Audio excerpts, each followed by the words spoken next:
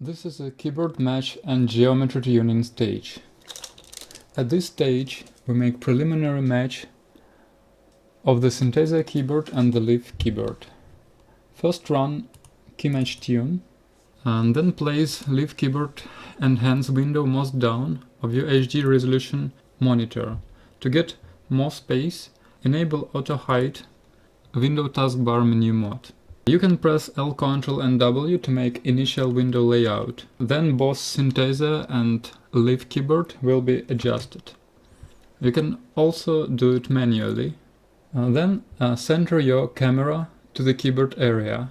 To do this, you should use grid. To switch between different grids, press left Alt and U key command. Initial grid should be orange.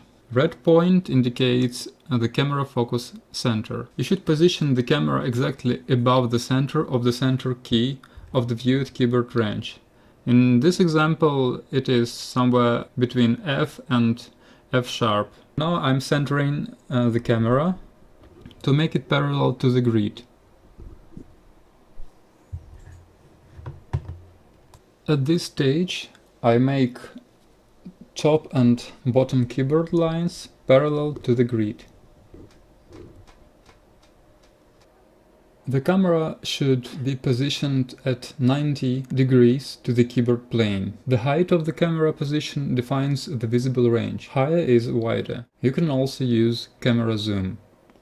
If you positioned it successfully, center of the keyboard of the screen. By default, only vertically centered half of the camera screen is displayed. This can be tuned in ktconfig.txt setting init and init-offs parameters. So this setting means that only half camera input is used. Then switch to the blue grid with Alt-U command for refined tuning.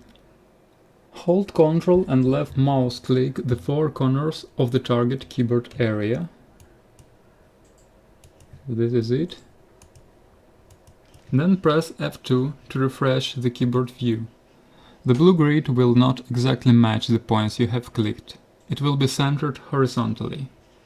Shift the keyboard to match the grids all sides. Top, left, bottom and right. The ideal image would look like left and right sides are absolutely same height and top and bottom keyboard part are absolutely same width. The keyboard area corners should match the grid corners, or they should be equal distant to each. For example, in this image, we see that the right top corner is more distant than the right bottom, and the left bottom corner is more distant than the right.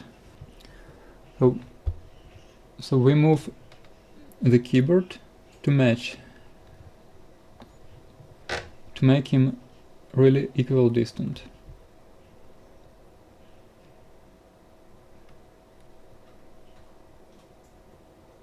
So I see now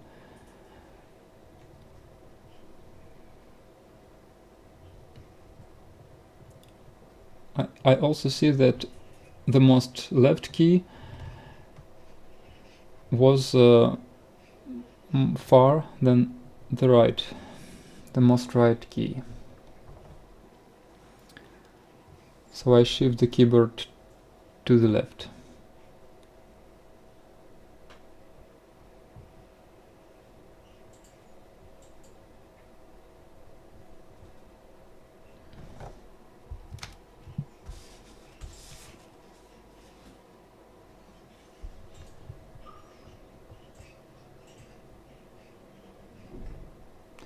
Now I see that the top right corner is more distant than top left. So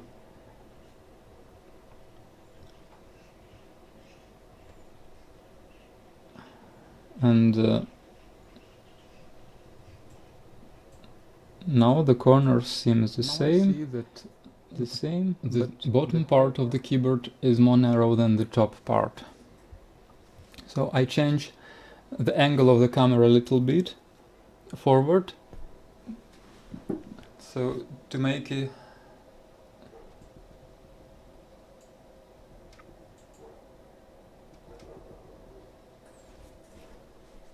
and I think it became more straight. But the keyboard shifted, so I could either shift the camera back or shift the keyboard forward to get with it. So the image became more parallel. When I shifted, I tried to keep the keys and as symmetric as possible. So I watch each line of the grid. I can say that it is still not fully symmetrical, so I should shift the keyboard little down. Now this result seems satisfactory. I also see that the lower part is a little more curved and the top is almost straight. So now I evaluate and tune the lens radial distortion. This stage is more advanced and it is preferable to make it after you have several experiences of mixing target video in Magix and know how its lens correction actually works. Press left Alt and minus to compensate barrel distortion. Barrel radial distortion is what you see now. It looks like this. The center vertical line of the keyboard is higher than its sides, and the opposite effect would be called pincushion distortion. The center vertical line is less tall than the sides. So I press several times left L to see what happens and press F2 to refresh. At first I must switch to green grid with left Alt U command and see current distortion compensation. I press more left Alt and minus to increase this effect. The goal is to make the lower and the upper line parallel. I press one more time. Okay, now it seems more parallel, but when I look at the top side it seems too much and the lines became not parallel and the top side became wider than the bottom side. To compensate this, we can shift the vertical center of distortion. So I can try move it lower and I see that I clicked 42 pixels and press F2 and it is still different. I can try, maybe it is too much, and I see that the character changed. So I clicked it less and now I see that it looks like I want it, except that I should better shift the keyboard little down. I made compensation too much. I press left Alt and plus key, and again, after we compensated the distortion, we can start matching Synthesia window and leave keyboard window keys. The general approach to matching Synthesia keys and leave keyboard keys. First we match center keys. First I press video mixture preview. It appears in a second monitor, but I move it here. And I check matching first like this. And then I also use F10 key to make little shifts of Synthesia window. After that, I can press plus or minus.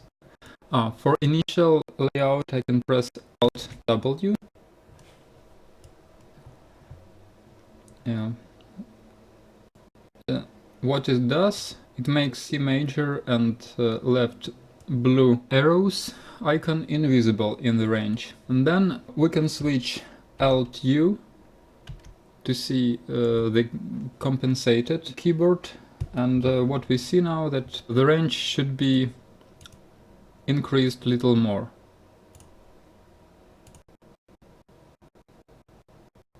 It is like this. But in fact, the correction will not be made here, it will be made after recording. So we can adjust a little more with stretch left.